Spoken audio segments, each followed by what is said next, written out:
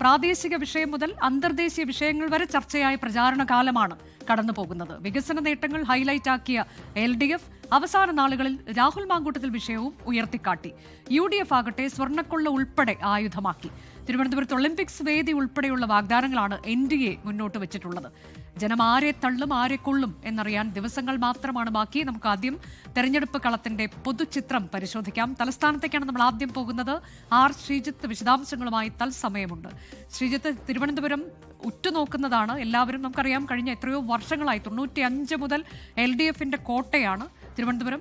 ഇപ്പോൾ ഇത്തവണ പ്രത്യേകിച്ച് കോർപ്പറേഷൻ ആര് പിടിക്കും എന്നുള്ളതിലേക്ക് കടുത്ത പോരാട്ടം 3 മുന്നണികളും നടത്തിക്കൊണ്ടിരിക്കുകയാണ് എന്നുള്ളതാണ്. ഭരണം നിലനിർത്താൻ കഴിയുമോ LDFന് എന്ന ചോദ്യം, അതിന് പൂർണ്ണ ആത്മവിശ്വാസം അവർ പ്രകടിപ്പിക്കുമ്പോൾ UDF ആകട്ടെ വളരെ കരുത്തുറ്റ രീതിയിൽ അവരുടെ പ്രവർത്തനങ്ങൾ തുടക്കം മുതൽ തന്നെ സ്ഥാനാർത്ഥികളെ പ്രഖ്യാപിച്ച്, മേയർ സ്ഥാനാർത്ഥിയെ പ്രഖ്യാപിച്ച്, അതിന് K മുരളീധരനെ പോലൊരു മുതിർന്ന നേതാവിന്റെ നേതൃത്വത്തിൽ പ്രചാരണ പരിപാടികൾ നടക്കുന്നു. അങ്ങനെ BJPയും വലിയ പ്രതീക്ഷ അർപ്പിക്കുന്ന ഒരു കോർപ്പറേഷനാണ് തിരുവനന്തപുരം. അങ്ങനെ തലസ്ഥാനത്ത് എന്തൊക്കെയാണ് പ്രധാനപ്പെട്ട പ്രചരണ വിഷയങ്ങളായി മാറിയത്? ഇന്നിപ്പോൾ നമ്മൾ കാണുന്ന സ്വർണ്ണക്കൊള്ള, രാഹുൽ മാങ്കൂട്ടത്തിൽ ഉൾപ്പെടെയുള്ള വിഷയങ്ങളൊക്കെ ഇവിടെ അടിത്തട്ടിലേക്ക് പ്രചാരണ രംഗത്തേക്ക് എത്തിയിട്ടുണ്ടോ ശ്രീജിത്ത്?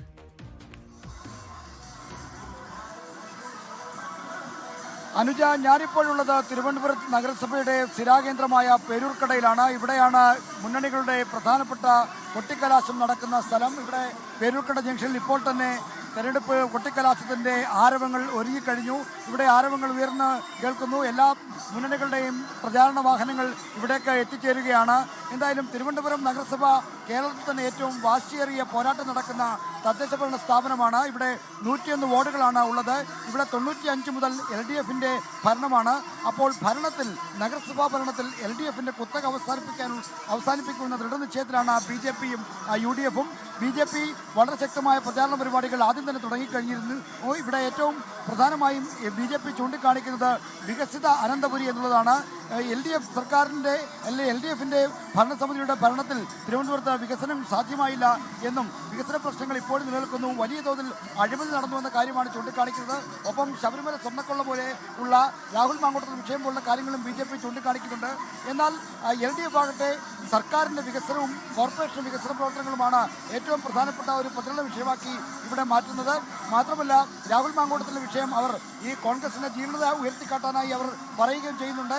ഇത്തരത്തിലുള്ള വിഷയങ്ങൾ താഴെത്തട്ടിൽ വലിയ തോതിൽ ചർച്ചയാക്കാൻ മുന്നണികളെല്ലാം പരമാവധി ശ്രമിച്ചിട്ടുണ്ട്. പ്രത്യേകിച്ചും കുടുംബയോഗങ്ങളിൽ, വാർഡ് തല യോഗങ്ങൾ, ബൂത്ത് യോഗങ്ങളിലൊക്കെ തന്നെ ഇത്തരം വിഷയങ്ങൾ ചർച്ചയായിട്ടുണ്ട്. UDF ആകട്ടെ KS ശബരിനാഥിനെ മുൻനിർത്തിയാണ് വലിയ തോതിലുള്ള പ്രചാരണം നടത്തുന്നത്. ഇക്കുറി UDF തിരുവനന്തപുരം നഗരസഭയിൽ മെച്ചപ്പെട്ട പ്രകടനം നടത്തുമെന്നുള്ള ഒരു പ്രതീക്ഷയിലാണ് അവർ പ്രകടനം നടത്തുന്നത്. K മുരളീധരനാണ് ഇവിടുത്തെ പ്രചരണം നയിക്കുന്നത്. അനുജ, അതാണിപ്പോൾ ഈ കലാശക്കൊട്ട എന്നുള്ളത് പേരൂർക്കട കേന്ദ്രീകരിച്ചാണോ നടക്കുക?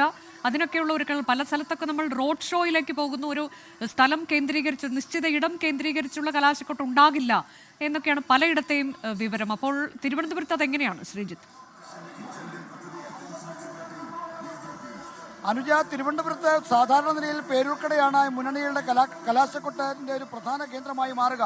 എന്നാൽ ഇത് തദ്ദേശ തിരഞ്ഞെടുപ്പായതുകൊണ്ട് പ്രാദേശിക അടിസ്ഥാനത്തിൽ റോഡ് ഷോയും അതിന്റെ സംഗമവും ഒക്കെയായി അതാത് വാർഡുകളുടെ പ്രധാനപ്പെട്ട സ്ഥലങ്ങളിലും ഇത്തരം കൊട്ടിക്കലാശത്തിൻ്റെതായ ആവേശം ഉയരുന്ന പരിപാടികൾ ഉണ്ടാകും, പ്രചരണ പരിപാടികൾ ഉണ്ടാകുമെന്ന കാര്യം ഉറപ്പാണ്.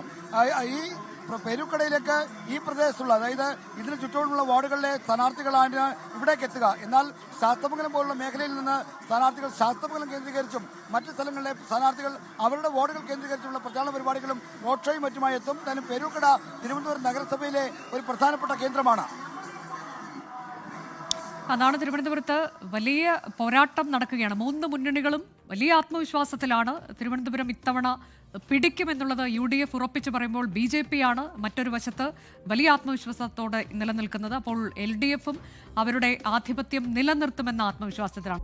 ലോകത്തെവിടെയായാലും ഏത് സമയത്തും 24 വാർത്തകളും ഓഗ്മെന്റഡ് റിയാലിറ്റി പാക്കേജുകളും എക്സ്പ്ലെയിനറുകളും വിശദമായി കാണാൻ ഞങ്ങളുടെ YouTube ചാനൽ നിങ്ങൾക്ക് സബ്സ്ക്രൈബ് ചെയ്യാം.